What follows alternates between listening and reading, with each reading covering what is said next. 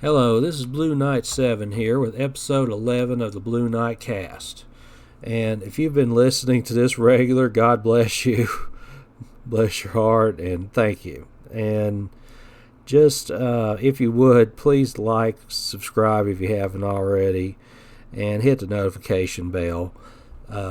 Your support is greatly appreciated. My goal is to reach 1,000 subscribers and monetization by the end of the year. I don't know if we'll make it, but I'm going to try. And with the Switch 2 release, I really just would like this to be the year I actually get that done. So any support would be appreciated. Share this wherever you might normally share this. Thank you for your time. With that being said, I want to spend today doing more of a deeper dive into a game that we will likely see on April 2nd when the Switch 2 is revealed, and that actually had some activity in the news here pretty recently. And that you probably already guessed is Metroid Prime 4. Now, this is probably my most anticipated game for Switch 2 at this point. Granted, we don't really know what all is going to be there for sure. I did a prior episode where I speculated on what should be there or could be there. And, we'll probably keep doing that a little bit as we go along and news surfaces.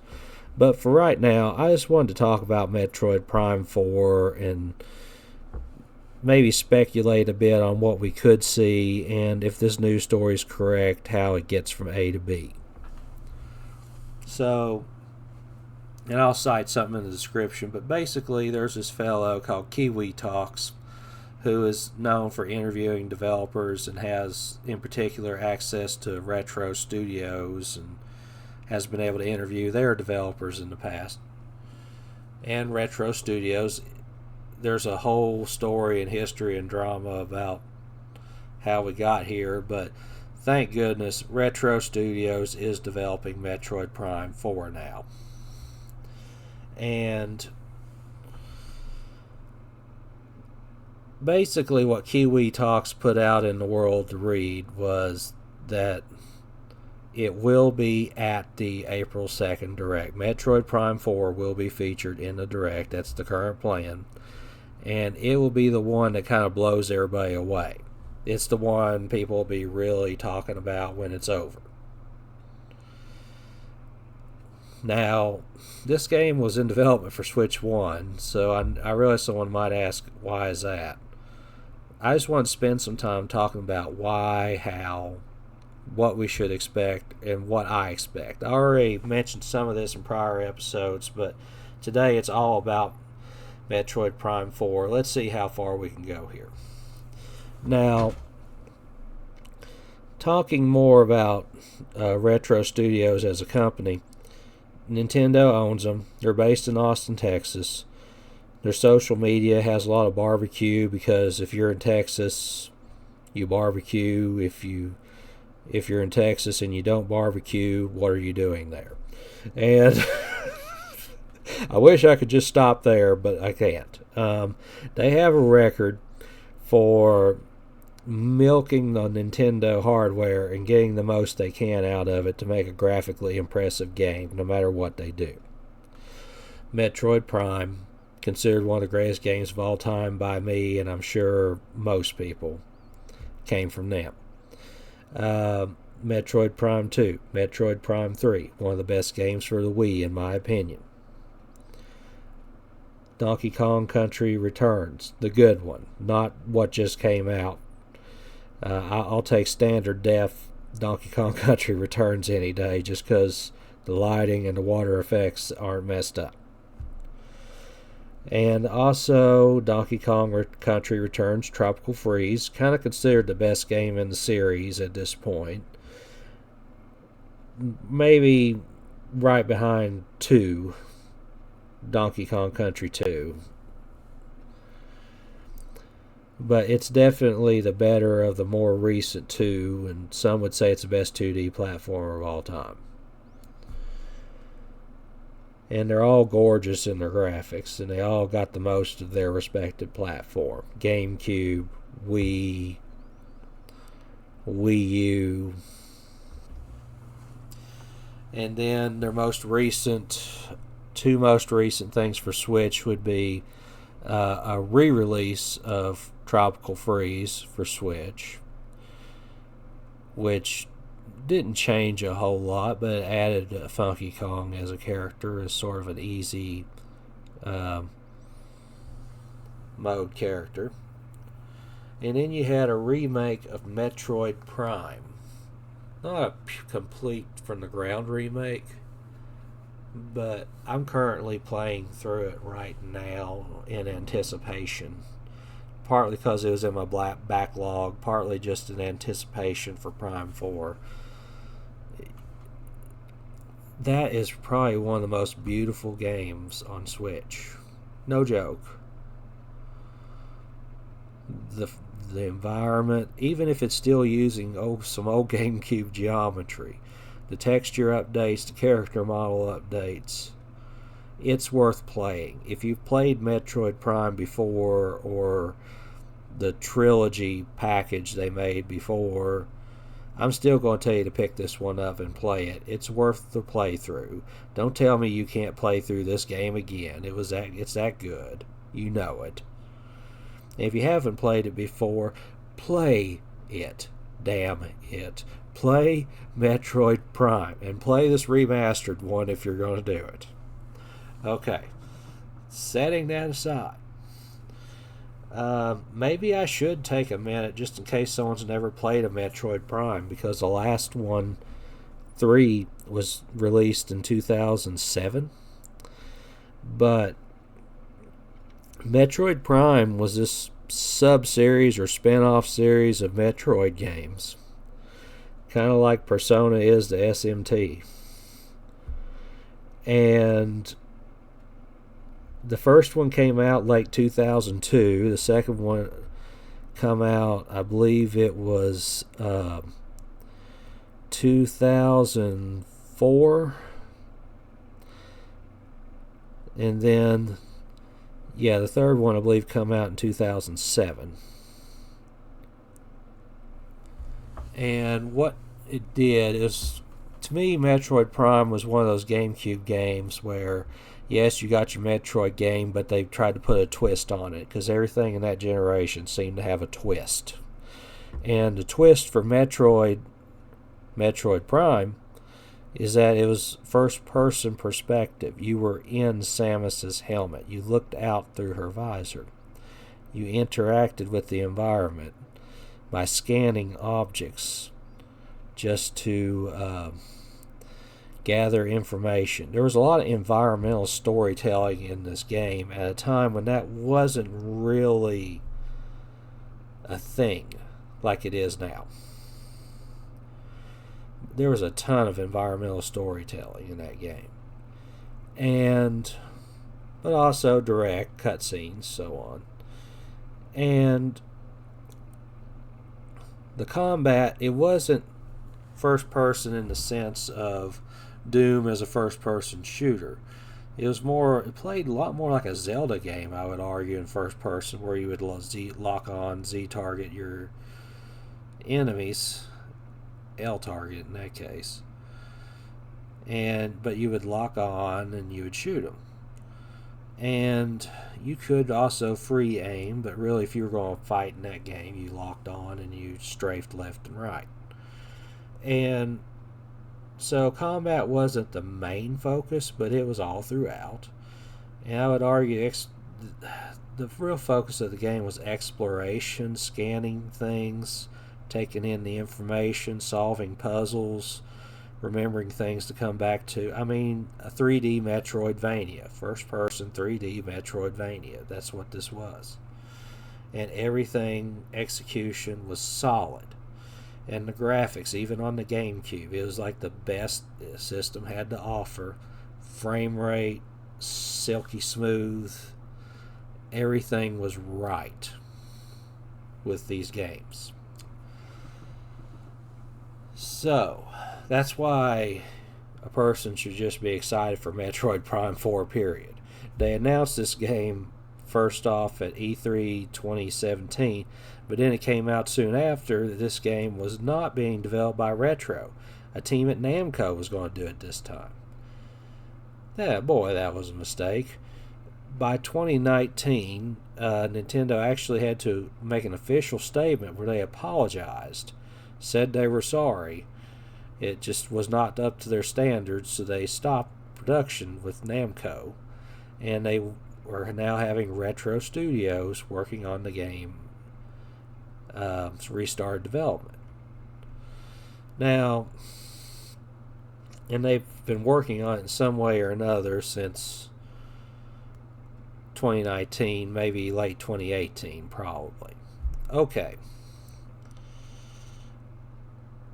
There's also been all kinds of rumors along the way about us getting Metroid Prime 2 and 3 before the release. It's never come as of today.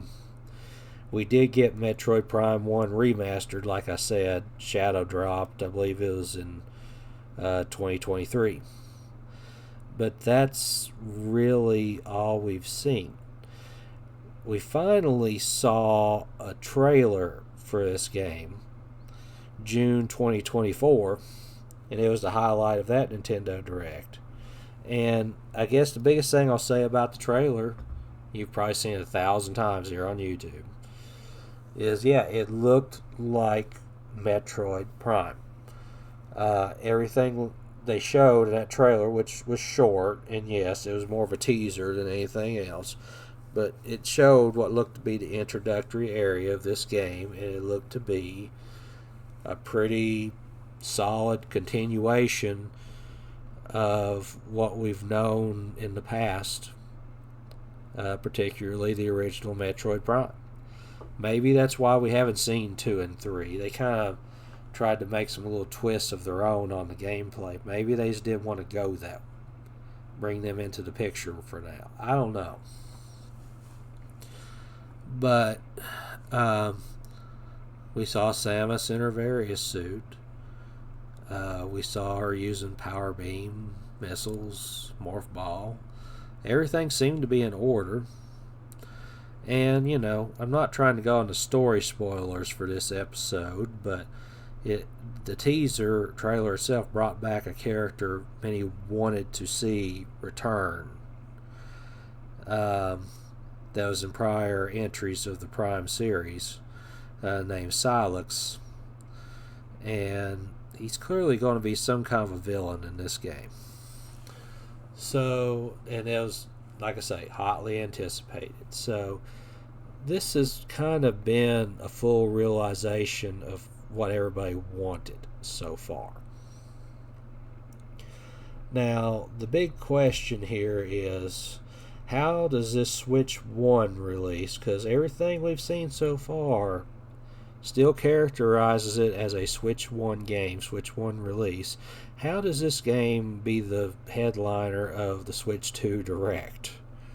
Because obviously we expect to see new next-gen Switch games paraded in front of us.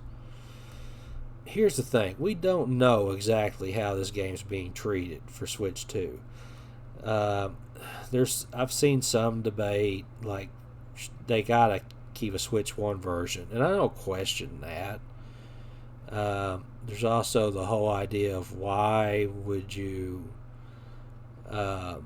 make a Switch 2 game with Metroid? Why would you invest this much in Metroid?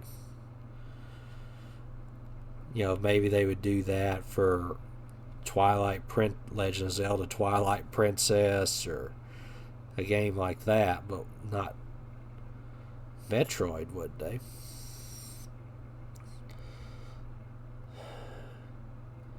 My theory is normally I would say no, you're right. Metroid is not Legend of Zelda. This is not Breath of the Wild. This is not going to be a Twilight Princess or a Breath of the Wild if you're worried about sales overall of games. Because Metroid as a series usually doesn't sell well. Like 3 million is a high mark. So, sure.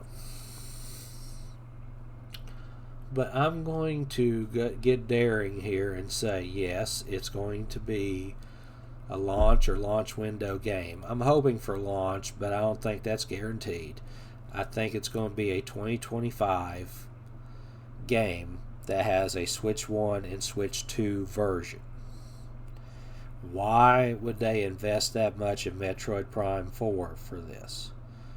Because they've clearly already invested a lot. Think about it. They paid Namco to make a prototype they weren't happy with, basically. And then they turned to Retro Studios, and they've basically been funding them for this particular game, let's say, since 2018, probably. We're now in 2025 without an actual release from them. They couldn't even be bothered for Donkey Kong Country Returns HD. Think about it. Metroid Prime 1, yes, but that was sort of supposed to have been a byproduct of just getting the artists ready. They kind of updated Prime 1 just to test out their lighting and textures and just sort of get it done.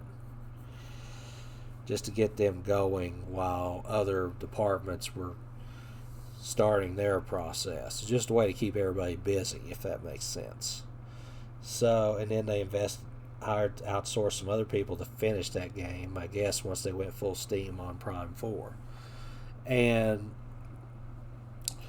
the whole point is there's probably been more money sunk into this particular one than we realize. And I think Nintendo wants a return, and if they're going to invest as much as they have, they probably just want it to be the Metroid that breaks the ceiling. So I think there may actually be shooting for the moon on this one. So what does that mean for the game itself? We're going to get a Switch 1 version that I think deserves to be called the Switch 1 Swan Song. One, because it's probably the last real big internally developed, if you want to call Retro Studios internal, Switch 1 game. There may be some remasters and so on after it, but the last totally new production for Switch 1, I think that's this game. And it's going to be the one where everybody's like, the Switch could do that? Because that's what Retro does. And they've had enough time at this point to figure out what that should be. I don't think the trailer we saw really answers all those questions. I just don't. And the reason is the areas they showed were more confined. I mean, lighting looked good, but it's kind of dark areas anyway. Character models did look very good. Ship model looked good. Everything looked good, but I think where this game is probably going to shock and awe is when it opens up, gets out of the introductory area, and you're exploring whatever that planet was that Samus was walking through, that jungle at the very end of the trailer. And to look at it, I'm going to assume there's going to be some smaller rooms you navigate. In some ways, it won't be that much different than past games, which is good.